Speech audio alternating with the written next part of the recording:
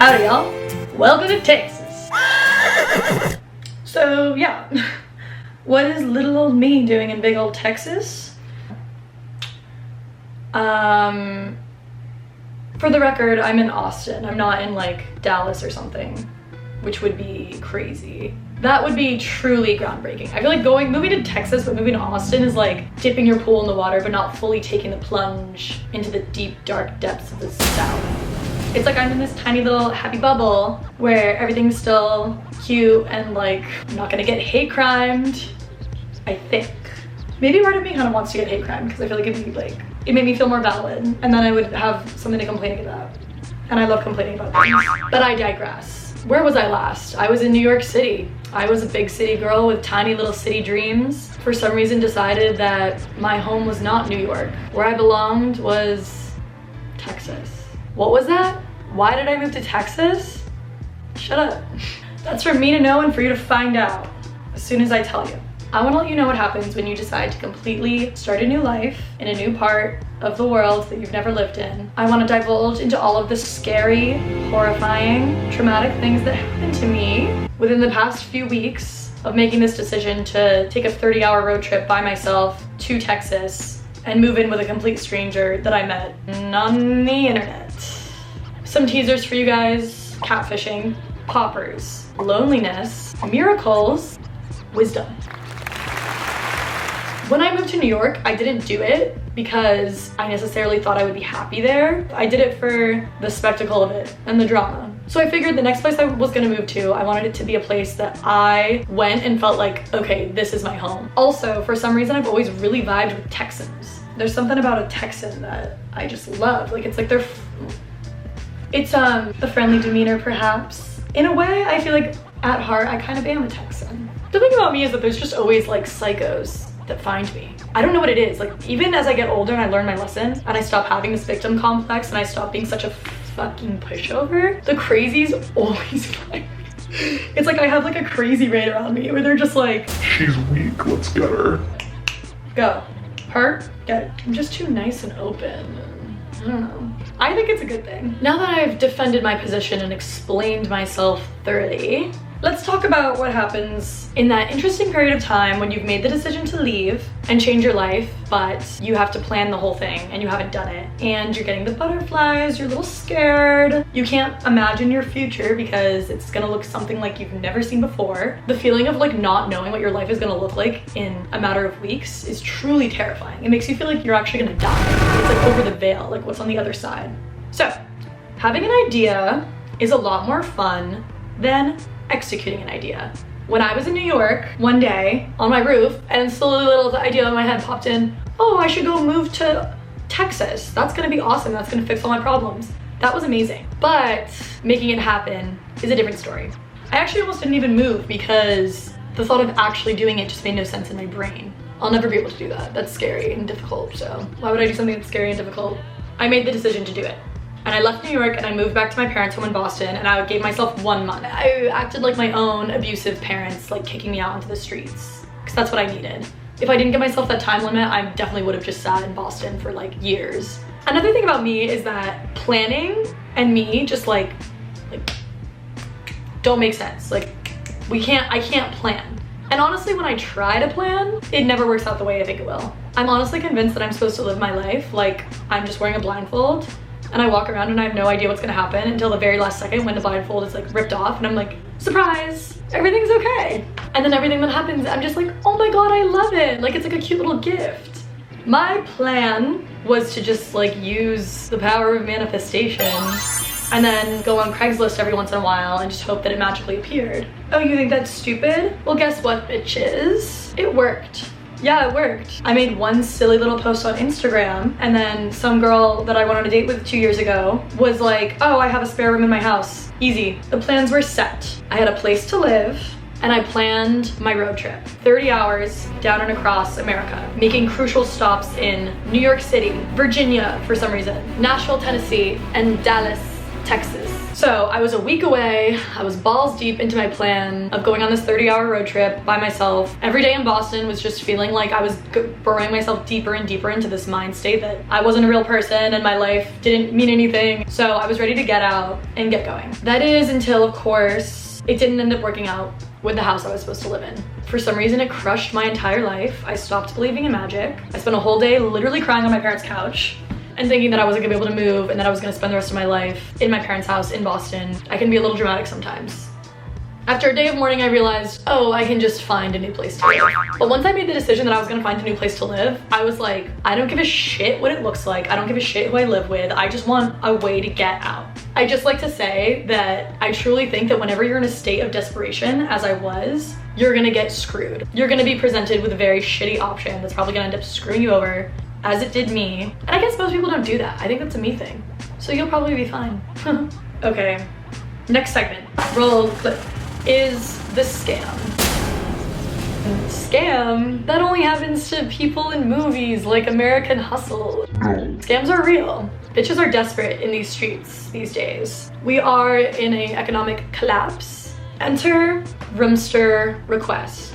Miss Karina Nunez, 23 years old, from Nebraska, texted me saying that she was looking for a roommate. So basically, we start texting. She's telling me all about her life, sends me pictures of herself, I send her pictures of myself, and then I ask her for her social media. She tells me that she doesn't have social media anymore, or she's taking a break because of a toxic ex. Ooh. Texting with her, I was not necessarily vibing. She was kind of giving me weird vibes. She told me, like right into us texting, that her mom died of COVID. It's just in my experience, when someone tries to set it up to make you feel bad for them right off the bat, shit can get sketchy.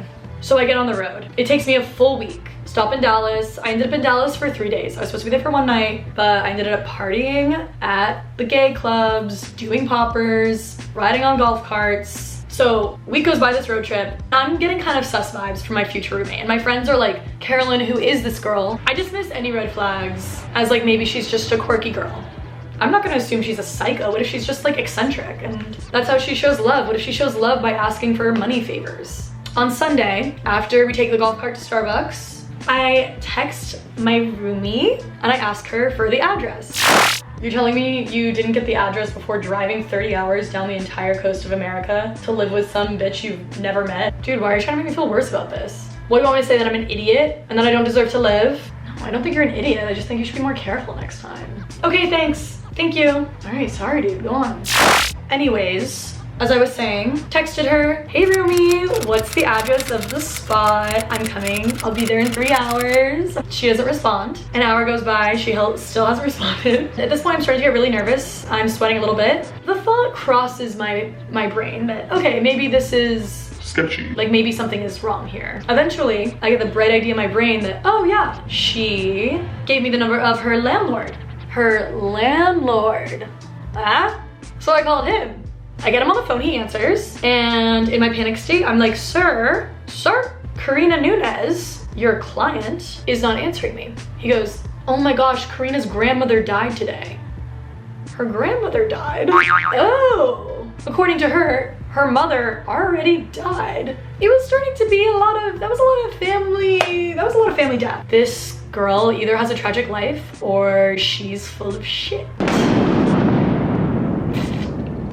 As I arrived to the neighborhood, she told me it was in Bolden Creek, which is like a really nice neighborhood in Austin. I roll up in my Prius, I get a text from her, and she just says, girl, I'm so sorry. And I was like, oh my God, I just heard that your grandmother died. My condolences. By the way, are you home? She just says, no, I'm not. And I'm like, when are you gonna be home? She goes, 8. And then, before I have a chance to like ask her what the address is again, she says, hey, can you send me $500 to $600 for my grandfather's medicine? I'll pay you back on Tuesday. My whole asshole fell out of my body. I started sobbing. I called my sister on the phone shaking and I'm like, first of all, I'm like, why me? This type of shit always happens to me. At this point I was like, either she's crazy or it's a scam. So calling my sister Bernice and she's like, Carolyn, don't go. Like, this is so sketchy. Meanwhile, I'm in Austin, Texas, alone. I don't have a place to live. The sickest part is that I almost sent her the money because I was like, oh, she's probably not gonna give me the address unless I send her the money. I need therapy. I think it's finally time for me to get therapy. I think that's what this story is confirming in my head. Therapy time. So luckily I had a friend who I hadn't like really seen in a year, but like I knew she lived there. So I hit her up and I was like, baby, I need a place to stay. I just got to Austin and I have nowhere to go. So she takes refuge on me. I'm there with her and her boyfriend that night. Karina is still badgering me about the money. Like, I told her that that makes me so uncomfortable. I've never met her in real life. I'm not gonna send her $500 to $600, and she's still like, please, please, please. And I just say, what is the address? Is this fake or not? Just tell me. And she says, 306 Bolden Ave.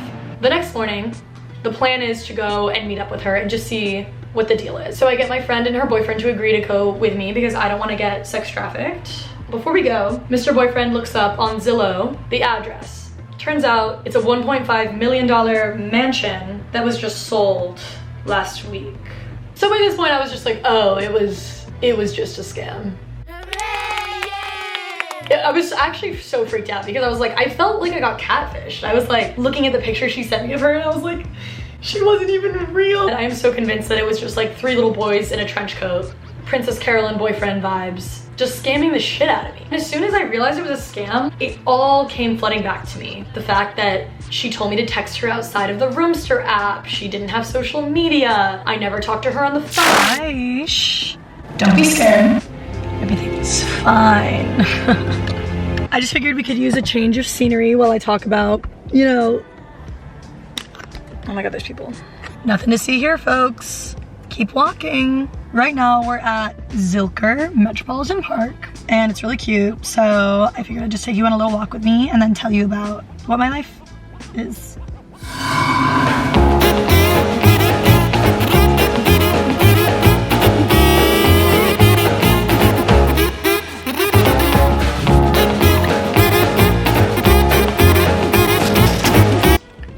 Okay. This swampy little wasteland is my new home, so. Okay, now that we're all settled into our new situation, there's like mysterious creatures I've never heard of lurking all around me. Okay, post-scam. It's been about a week since the scam. I kind of feel like my life is in a completely different situation. Basically, after I got scammed, stayed with my friend Julianne for 3 days, Airbnb for 3 days, had no idea where I was gonna live. Every day I was just driving around, trying to plan my life. It's like weird when you're trying to build a life. It's like, okay, what do I need for a life? I need like a place to live, a job, I guess, friends, plans, I don't know. So I was like, I have none of those things. I need all of those things. I ended up getting a month-to-month sublet in this house in Cherrywood. And then this random girl from Instagram reached out to me and said she had a spare bedroom in her house. And I went and checked it out and I was obsessed. It's like this adorable like woodland oasis. Not that you care about any of this, but I feel like I just want to talk about how things get better and it's not always just like scary, scammy, scariness. Moral of the story is no one worry about me. Now let's get into my mental state. I kind of want to talk about like what it's like to be on the other side once you've gone through all this shit and you've planned everything and you're so scared to make the change and then you make the change. And what is life like behind the veil? It's almost like going through a type of death. Moving to a new place where no one knows you feels like you're not the same person anymore. You feel like you're a new person in the eyes of everyone you meet. Sounds so corny. I hate when I get deep. But I also like talking about myself, so it's very confusing. But yeah, I've been in a state of codependency mindset for so long that when I first got here, it was hard to not feel like really desperate all the time. Like I kind of felt like I was like clinging onto every little thing. Like if I had a prospect for a job, I'd be like, give me the job. or if I had a prospect for a new friend, I'd be like, you're not gonna hang out with me every single day and commit your whole life to me? Because that's what I'm used to. I'm used to like finding someone and trauma bonding. And I'm trying to just like be chill and have healthy relationships, so. But even a week out, I feel so different. Like when I first got here, I felt crazy every day and like so anxious. I don't even know if I felt that sad, but I just felt like the way I lived my life is so different. I'm used to being around people 24/7 and now I was having to get used to just being alone all the time and like entertaining myself and trying to move my life forward. Yeah, I think the hardest adjustment for me is just like fully submitting, being a sub, being a bottom, if you will, to like the unknown and accepting the fact that my life looks different every day I wake up, where I'm used to just like doing the same shit all the time. And I kind of feel like an idiot for like being so scared of it in the first place. Because once you're doing it, there's nothing to be scared of. Truly, my advice is if you're scared of something, you have to do it and realize that it's not that scary. And in a freakish way, I feel like I was meant to get scammed. That was probably my worst fear, was that like I would drive 30 hours and the living situation I had planned wouldn't work out and my money would be stolen. And then it happened and I was like, okay, what else? That wasn't that bad. But that being said, I don't want to deal with any more shit ever again. I want that to be it. I want that to be the last time that I ever have to deal with any shit. I honestly feel like this is just the way my life is. The universe puts me through weird shit like getting scammed just so I'll like have a funny story to tell. It was funny, like I have to admit it was funny. So if you guys are feeling like you hate your life and you wanna make a change, but you're scared, just know that yes, scary shit is inevitably gonna happen, because that's what happens when you change anything. Things feel unfamiliar or scary, and maybe you'll get scammed, but just like don't be a pussy about it, okay? If I did it, you can do it. Stay safe out there, kids. Love you. I'll just be here. Okay, bye.